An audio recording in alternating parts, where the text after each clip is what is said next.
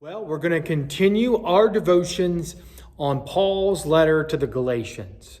It's a letter we've been looking at and maybe not preaching through it verse by verse, but looking at some questions, good questions that Paul asks the churches as they're reading this letter.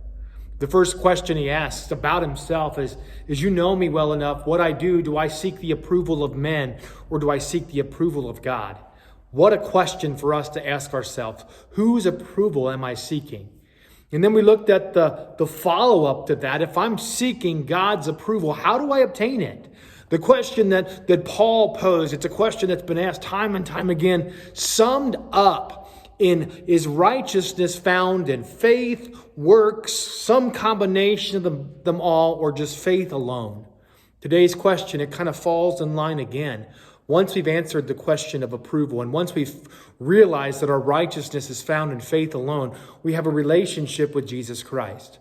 Galatians chapter 4, it says, "Formerly, when you did not know God, you were slaves to those who by nature are not God's. But now that you know God, or rather are known by God, how is it that you're turning back to those weak and miserable forces?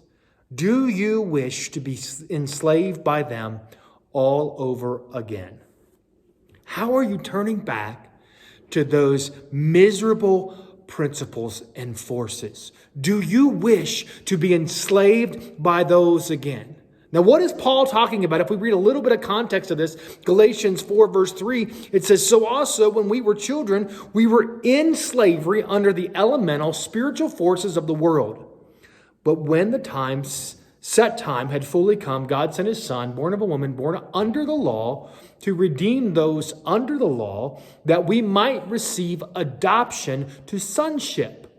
Because you're his sons. God sent the Spirit of his Son into our hearts, the Spirit who calls out, Abba, Father." So you're no longer a slave, but God's child. "And since you're his child, God has made you also an heir. Before Jesus Christ, we were all slaves. Before Jesus Christ, every one of us was a slave to sin," Paul says in the book of Romans. There was a yoke, the yoke of slavery. Galatians 5, it's for freedom that Christ has set us free. "Stand firm then, and do not let yourselves be burdened again by a yoke of slavery." We were once in bondage to sin, but because we answered the approval question, because we've realized our righteousness is found in Jesus Christ alone, we've been set free from that slavery. We've been set free from those chains and bondages that were going to weigh us down to an eternal death. Now, Paul is saying, don't be enslaved again.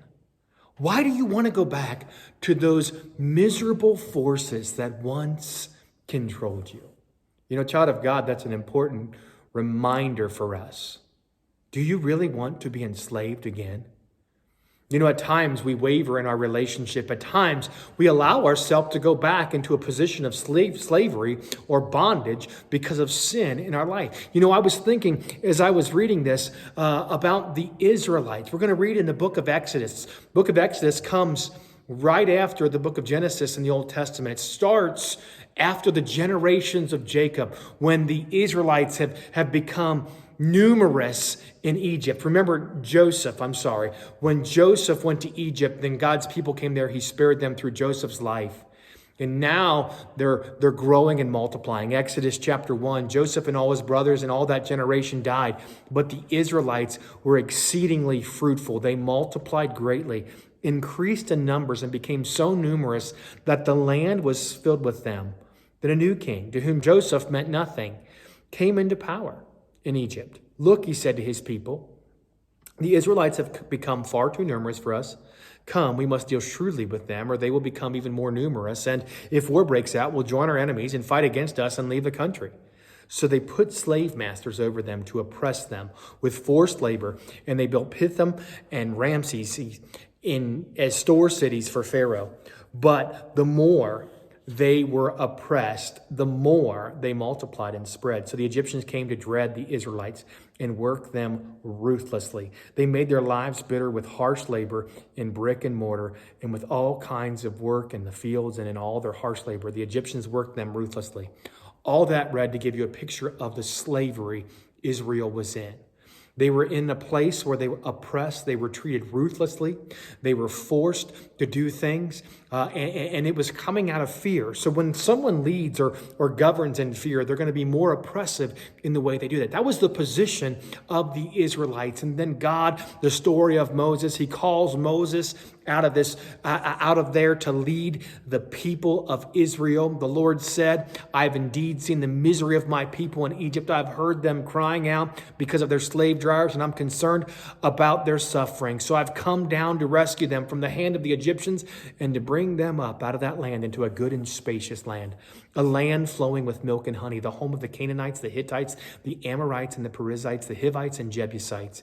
And now the cry of the Israelites has reached me, and I have seen the way the Egyptians are oppressing them. So now go, I'm sending you to bring my people, the Israelites, out of Egypt."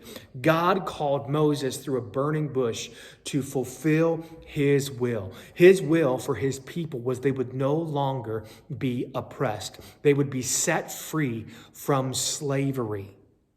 You know, that's where Moses goes to Pharaoh. We have all the plagues that happen. Pharaoh finally lets Moses lead the people out. He then chases him with his armies, the Red Sea, all these things. Now Israel is free. They are out of Egypt and free. But look what happens so quickly. You see, sometimes the wilderness causes problems. Exodus 16, the whole Israelite community set out from Elim and came to the desert of Sin, which is between Elim and Sinai. On the 15th day of the second month after they come out of Egypt, in the desert, the whole community grumbled against Moses and Aaron. The Israelites said to them, "If only we had died by the Lord's hand in Egypt. There we sat around pots of meat and ate all the food we wanted. But you've brought us out into this desert to starve this entire assembly to death." You see, in the wilderness, the people became discontent. They were free from all the oppression, from all the harsh rule, the way they had been treated, but they could not put themselves where God wanted them to be. They quickly forgot their freedom. They quickly forgot what they'd been set free from, to the point of grumbling and complaining toward Moses, saying, "If only we were in Egypt, if only we would have stayed there and died there, if only that was our reality, we could have stayed in sin." They wanted, in my mind, when I read these verses, the implication is they want to go back to slavery. In Exodus 17, the whole Israelite community set out from the desert of Sin, traveling from place to place as the Lord had commanded them. They camped at Rephidim, but there was no water for the people to drink. So they quarreled with Moses and said, "Give us water to drink." Moses replied, "Why do you quarrel with me? Why do you put the Lord to your test?" But the people were thirsty for water there, and they grumbled against Moses. They said, "Why did you bring us up out of Egypt to make us and our children and livestock die of thirst?" You see, grumbling and discontent often leads us looking back at a place of slavery.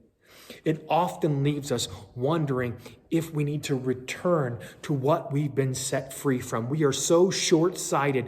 We are so forgetful that we forget the oppression. We forget the brutality in which we live. We forget the reality of our sin. And we then long to go back to that place. We experience freedom, but for some reason, and I'm telling you, I see it time and time again, we've been set free from the bondage of slavery and what that sin was causing in our life. Yet at some point in our journey, at some point in our wilderness, we become discontent and we start to grumble and complain. We start to quarrel and wrestle with maybe we just want to go back to what was. And so we re-engage. We go back to that place that we've been set free from. Paul says, do not be enslaved again by what you've been set free from. Do you really want to be back in that place of bondage? 2 Peter kind of words it a little differently. These people are springs without water, mists driven by a storm. Blackest darkness is reserved for them. For they mouth empty, boastful words, and by appealing to the lustful desires of the flesh, they entice people who are just escaping from those who live in error. They promise them freedom while they themselves are slaves of depravity. For people are slaves to whatever has mastered them. If they've escaped the corruption of the world by knowing the Lord and Savior, Jesus Christ, and are again entangled in it and are overcome, they are worse off at the end than they were at the beginning. It would have been better for them not to have known the way of righteousness than it would have been to have known it and then turn their backs on the sacred command that was passed on to them. Of them, the proverbs are true. A dog returns to its vomit. A sow that is washed returns to her wallowing in the mud. We got to be careful not to be a dog. A vomit is something that you participated in that didn't agree with your body and you spit it out. And the dog that returns to vomit is going to take that which was already known by his body, already rejected by his body, and re-ingest that and make it a part of his body again and wonder why he has the same result time and time and time again. That's what Peter in his letter is describing the believer who has known the righteousness of Jesus Christ, yet willfully and willingly returns to that place of bondage to experience that again. The question that Paul asked today, the question for you and I is, do I want to be enslaved again? I know my righteousness is in Jesus Christ. I know what he set me free from. I know the beauty of the promise. And even if in this life I'm in a little bit of wilderness, I have eternal hope of my promised land that will be with Jesus forever. I must continue to walk in freedom. I must continue to journey as he leads, trusting that he will bring me to his promise. The Lord bless you and keep you. May he make his face shine upon you, be gracious to you, may turn his face towards you, and grant you his peace. And may you never be enslaved again by the sin that you've been set free from. Be blessed.